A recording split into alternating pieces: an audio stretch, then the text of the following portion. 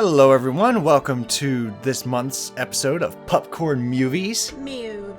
Alright, today we're going to be looking at the Pagemaster. Yes. Yeah. So, and this is actually one that I'm going to be leading. Yeah. Lead the way. Yeah, it doesn't happen too often because I'm not very good at it, so bear with me here. But the Pagemaster we had watched a little bit ago and decided to do Pupcorn Movies on it because it has a pretty interesting backstory, as well as just being an interesting movie as well. So it was actually made in 1994, and it pretty much spearheaded mixing animation and live action. Okay. Okay, so it was one of the first movies that did that. The director, who we are going to call Maurice, he goes by Maurice, he's a French director, was in charge of the animation part. Mm-hmm. And then they had a secondary director, Joe Johnson. For the live action part. Right, that was in charge of the live action. So, and Joe Johnson, he was pretty cool because he actually was a part of Raiders of the Lost Ark, Captain America, October Sky. So he Oh wow.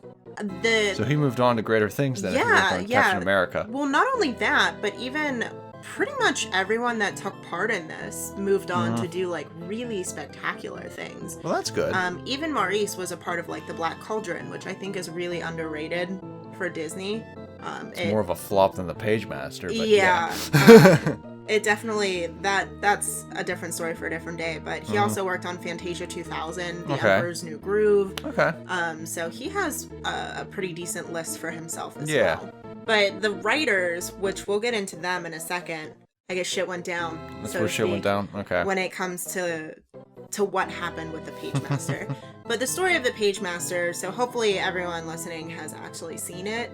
It's a Macaulay Culkin film. Yes, it has. After Home Alone. Stars Macaulay Culkin. I think it was after Home Alone, but before My Girl. Oh, wow. Okay. I think. Okay. I think. But this movie, Macaulay Culkin plays Richard Tyler, who's a very skittish young boy. He's overly cautious. Yeah, he's just he's really afraid of everything, and he ends up getting caught in a storm and runs into the library. Mm-hmm. So that's where he meets Christopher Lloyd as Mr. Dewey, aka the Pagemaster, and he ends up falling. He hits his head, and the idea is that he wakes up as a cartoon, but it could be argued that he's hallucinating the whole thing as a dream. Mm-hmm. But that's when the movie goes animated. It goes from the live action to animation whenever he hits his head. That is the coolest scene. And the one scene before we rewatched it that I remembered as a kid was the murals melting into this CGI dragon that swims after him. Right, and it's made of paint. It is even still, it's pretty cool. The animation itself, the CG, which was new for the time, isn't the best, but it's still really cool imagery. The only spot that looks really bad is when it gets on his jacket. Yeah. And it's and you're that's the only shot I can see the paint layers there in your Photoshop. But yeah, it's pretty cool. Now with the writers, so it gets a little messy when crediting the writers. So there are two writers for the story. Which is David Krishner and David Kasky. Mm-hmm. So, and then they add an additional writer for the screenplay. Ernie Contreras? Yes, there it is. He wrote for the Smurfs. Oh. But he was one of the screenwriters along with David Squared. Those two Davids. Got you. Now, the problem that happened with that is David Krishner, who kind of spearheaded the project. He also worked on Hocus Pocus, Child's Play, Curious George. Mm-hmm. He didn't want any credit given to anyone else. He wanted all of the credit for himself. He didn't want David Kasky to be noted at all.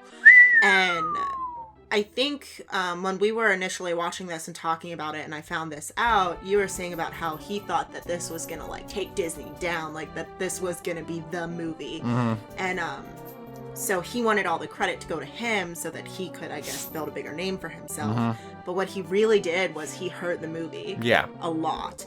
Because David Kasky actually had contracted this writing through the Writers Guild of America when he initially wrote the story. So that created a really prolonged legal arbitration between everyone. And they just they halted the production. They stopped because now it was who gets credit. Yep.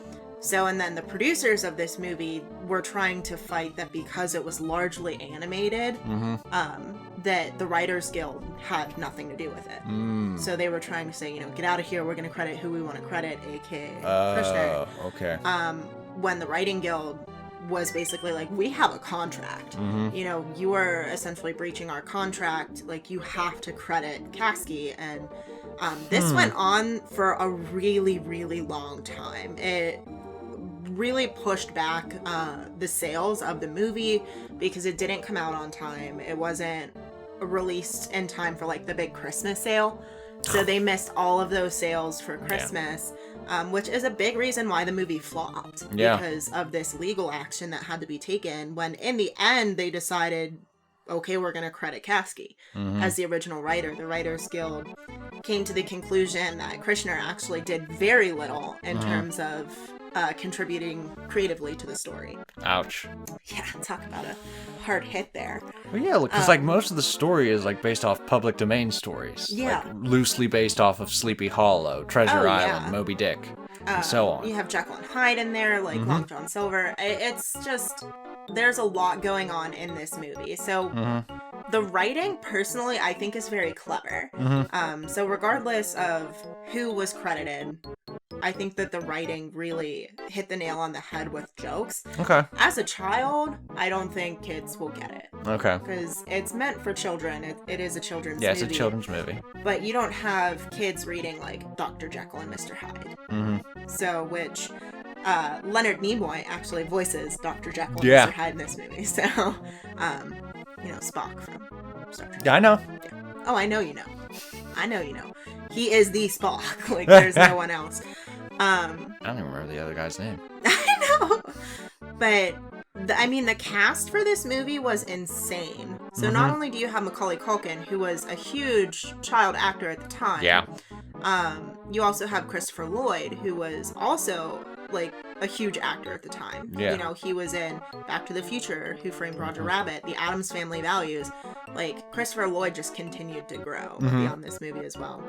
So the two people that they have playing Macaulay Culkin's parents, Dee Begley Jr. and Mel Harris, they actually look like they could be his parents. Oh, wow. It's creepy. That is kind of like, creepy. I mentioned that whenever it, like, showed a close-up of his dad, and I'm like, is that Macaulay's actual dad? Like, the casting was really well done. Nice. But they also have, like, Patrick Stewart. So he plays Adventure. He's the Adventure book. And Whoopi Goldberg. Yeah. Who plays Fantasy. I don't know who your favorite character was in this, but my favorite character was definitely Horror. The book, who's voiced by none other than Frank Welker. Fred. Yeah. From Scooby-Doo. So I have, like, Frank a little Welker's list awesome. of the actors and everything in front of me with some of the other things that they've done. And I liked Christopher Lloyd. Yeah. Well, under Frank Welker, I just have he's in everything. Yeah. Like, you know, there's really...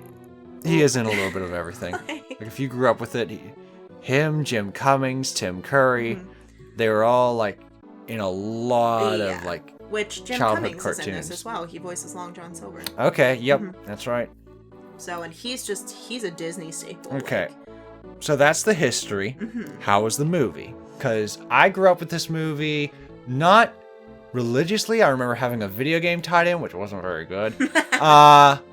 But I saw the VHS a couple times, and the two scenes that I remember the most, aside from the paint, the murals dripping into the paint, were the dragon and the transformation of Mr. Hyde. Yeah. And everything else was kind of a blur. You remember the scary stuff. Yes. I also grew up with this movie. This, as a kid, I wouldn't say this was my favorite movie as a child. Okay. But it was up there. This was one where, like, my mom did have to end up buying, like, a second VHS. Oh, wow. Yeah, because we watched it a lot.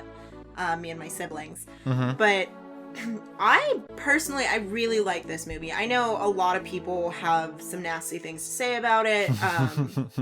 But I definitely think that, nostalgia aside, it's much more interesting as an older person because you get all of the things that it's talking about. So even as we were watching, and you know, right as he becomes animated and he's in the library and they're trying to find the exit out of the library. Yeah. You can see on the spines of the books certain titles showing up. So, and it's like, I was researching that, like, okay, what could this mean? And there's really no conclusive factual information on like why they chose those specific titles. Other than those are the shelves that adventure, fantasy, and horror is on. So it's like, these are all in that genre. That, when they're in Dr. Jekyll and Mr. Hyde's castle, you can see the spines of books and certain titles. And the only thing that I can think of is the emotion that Richard Tyler is feeling in that moment is the emotion of the main characters of those titles. Okay. So like whenever he is the most afraid, they're showing horror spines where like the main character is just terrified. Okay. So I think that it's just really clever, the art design, how they included those little tiny details of just showing some of the spines. I really like the design of like the books actually being used as structures. Like you see the spine of books used at like rock formations and mountains and stuff like that. Yeah, that is really And like cool. they use like, there's a staircase which is just like a stack of books. So like that's very visually interesting. The movie kind of loses steam for me when they go into fantasy. It's just like music video. Time to throw in a music video.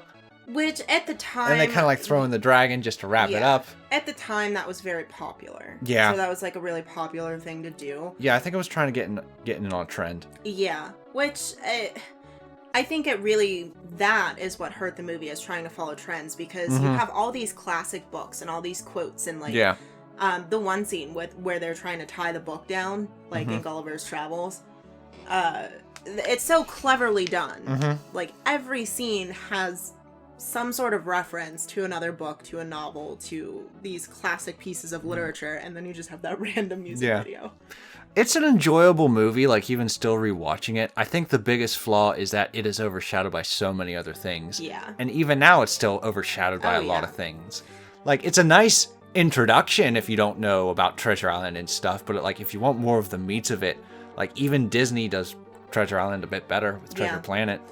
Well, so even during this year, 94, that's like, what else came out? Like Lion King, Forrest Gump came out. Okay. So like these, I mean, Forrest Gump just trumps everyone, you know. It did at that time. Yeah.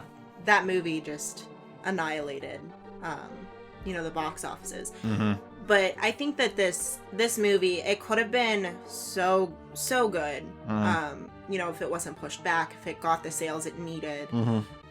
Especially like it had a good cast. It had a phenomenal cast. Like, I mean, and like no one's like giving a bad performance. Everyone's, you can tell they're doing their A game. All three of the books have great chemistry. Oh yeah, together. Macaulay Culkin's, he does fine for like the main character. Yeah. Maybe a little bit more Christopher Lloyd, but then like you see the payoff at the end, and like that works too. I think Christopher Lloyd, he's such a bombastic actor that if he's in it too much, I feel like he would have stolen the show. Okay. Just because, very much like Tim Curry, you know, Robin Williams, like if they are not the main actor, they just naturally, their charisma, they're going to steal the show. Yeah. So, and it's to no fault of their own. They're just naturally like what you would be drawn to because of that chemistry. But like the budget, they had a $27 million budget. Wow. And they went over budget. Yeah. So, and then the show worldwide only grossed like $13.5 million. So like it didn't bring in as much as they thought it was going to, especially with being pushed back and missing that Christmas. Yeah. You know, that Christmas rush. I feel it's a good idea. It just could have been executed better. See, something that we were talking about as we were watching this and right as it ended would be to do like a Netflix show. Yeah. Where it would be, you know, like a 13 episode special and like each section would get their own. Okay. Own episode. And if we were to pitch this, I think we should save that for its own special video. So if you like the idea of the Pagemaster being like a Netflix show and like how we'd plan it out, stick around. We have a nice little pitch coming in the near future. But overall, how would you rate this then? So with our rating system, I would I would definitely take it for a walk. Take it for a walk? Yeah. 3 stars? All right. Yeah. It's worth a walk. Yeah, it's definitely worth a walk. I'd say that much. You know. Like, there's some aspects where I'm just like, maybe I'd let it sleep on the end of the bed. 4 stars.